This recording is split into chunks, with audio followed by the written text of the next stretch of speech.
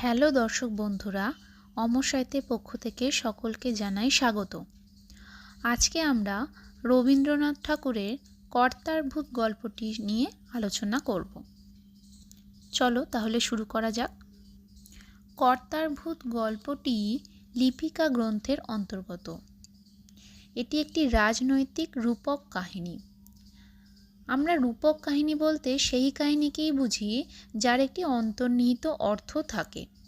এই গল্পে লেখক গল্পচ্ছলে 19 শতকের ভারতীয় সমাজের চালচিত্র তুলে ধরেছেন।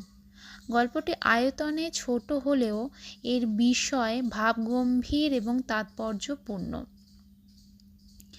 কর্তার ভূত গল্পটি কোনো ভূতের গল্প নয়, বরং বিজ্ঞান মনস্কতার গল্প।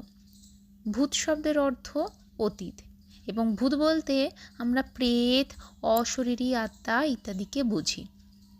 এই গল্পে লেখক একদিকে যেমন ভারতীয়দের অতীত প্রীতির দিকটি তুলে ধরেছেন, তেমনি ভূতের মূলে যে ভয়ের অস্তিত্ব থাকে সেই দিকেও আলোকপাত করেছেন।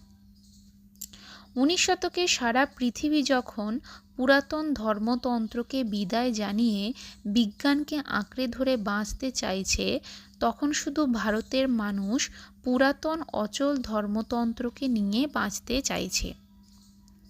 ভারতের মানুষ পুরাতনপন্থী এবং নতুন কিছুকে সহজে আয়ত্ত করতে দ্বিধাবোধ করে। সেই জন্য যখন সবাই শুনল যে পুরাতন ধর্মতন্ত্রের দিন শেষ হয়ে এসেছে, তখন সবাই ভাবতে বসলো যে এখন তাদের কি হবে।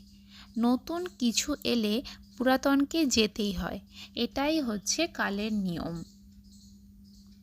সেই জন্য তারা সর্বদাই ভয়ে ভয়ে থাকে।